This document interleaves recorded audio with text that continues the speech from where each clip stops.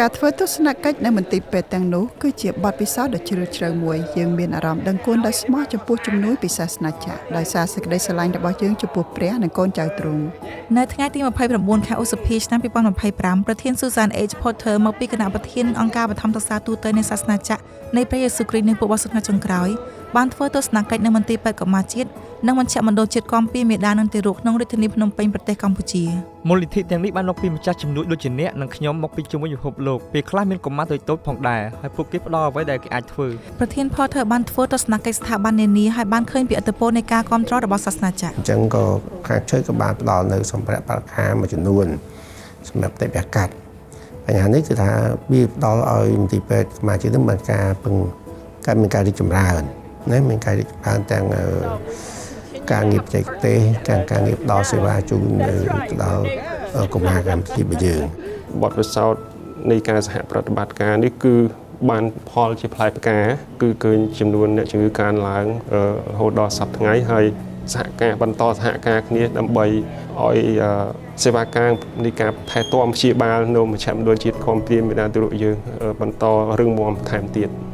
យើងមានសាសនាខុសគ្នាប៉ុន្តែយើងមានគោលដៅរួមគ្នាគឺដើម្បីជួយប្រជាជនដែលខ្វះខាតដែលជាផ្នែកនៃគំនិតផ្ដួចផ្ដើមរបស់អង្គការបឋមសិក្សាដើម្បីរៀបចំគម្រោងបម្រើប្រចាំឆ្នាំប្រធាន Porter បាននាំយកអំណោយពិសេសពីកុមារបឋមសិក្សាក្នុងស្រុកទៅចែកជូនដល់អ្នកជំងឺ200នាក់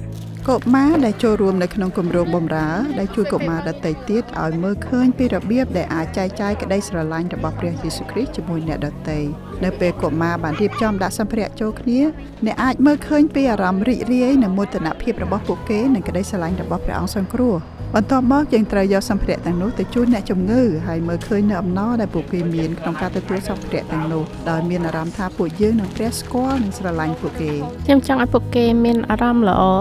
នៅក្នុងទីពេទ្យដូចនៅផ្ទះដែរនៅពេលយើងជួយក្មេងៗនៅមន្ទីរពេទ្យនេះព្រះក៏ជួយយើងដែរ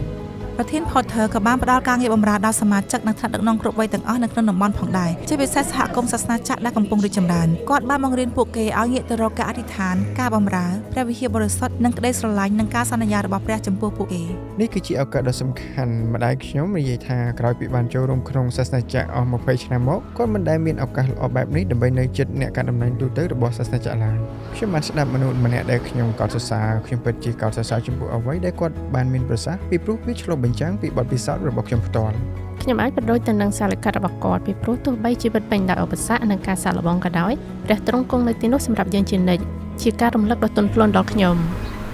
I am so happy to be here ខ្ញុំមានអារម្មណ៍ថាសប្បាយនិងសប្បាយចិត្តខ្លាំងមែនទែនដោយសារSister គាត់មកខ្មែរលើកដំបូងហើយខ្ញុំបានជួបគាត់លើកដំបូងមុនគេផង